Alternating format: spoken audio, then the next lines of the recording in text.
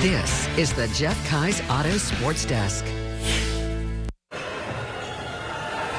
Thank you for joining us once again as the Jeff Kai's Auto Sports Desk hits the road, as we are everywhere here in the Southern Tier. And we are live at the Bearcats Sports Complex as homecoming weekend for the Binghamton Bearcats is getting ready and is already in full effect. In fact, right now, directly behind me, Binghamton and UAlbany locked up in a tight affair. First set, women's volleyball.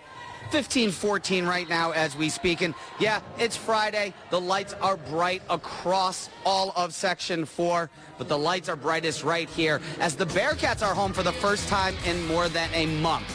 Binghamton Bearcats coming in, the volleyball team hosting SUNY Albany, their rival from the Capital District. Well, the Bearcats have been led by the team's fifth-year captain, Svetlana Ilieva, as they return home for the first time since September. Ilieva has led the team over the last 2 weeks, capturing the America East Conference Player of the Week as well. But that's not the only thing that is happening on campus this weekend. Coming up all weekend long, our coverage of the Bearcats homecoming weekend. Volleyball, like I said, not only taking the court tonight, but they will also host LIU, that game on Sunday starting up at 1 p.m.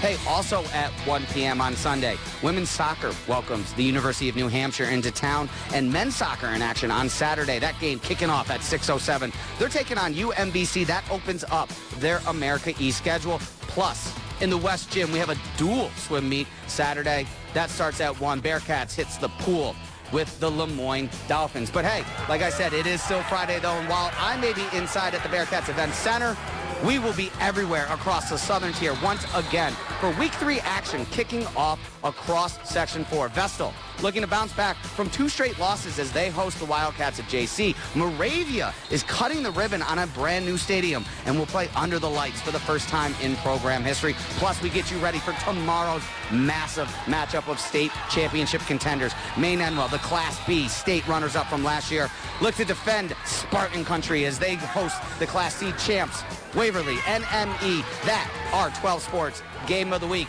Plus, it is the final weekend for Major League Baseball, and both New York teams are still unsure when and where they may be playing in October. Mets, not in at the moment. They are headed to Milwaukee, are going 3 games in Milwaukee, that to end the regular season. Padres, Diamondbacks, Braves, all along with the Amazings in that fight. So as we break down the NL wildcard right now, as I mentioned, the Mets, they are tied for the second spot with the Diamondbacks. Their magic number is 4. The big thing, if they can sweep the Brewers, they're in. And the 2 games that they were supposed to play against Atlanta on Monday, hey, they don't matter. They're not going to be played. The Mets are in.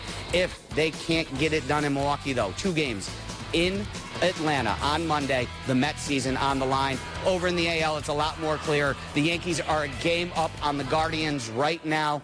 They have 3 left in against Pittsburgh. If they can beat Pittsburgh, they're your top seed in the AL. Guardians, like I said, a game behind them. They're playing the Astros. Astros also already in the playoffs. But we're going to take one last check and one last look here as the Bearcats have gotten out to a 4-point lead here in the first set over UAlbany.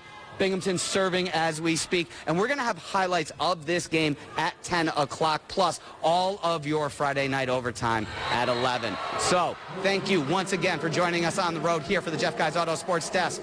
Until we see you at 10 and 11 for Friday night overtime, reporting from the Binghamton campus, Zach Grady, 12 Sports, Broome County.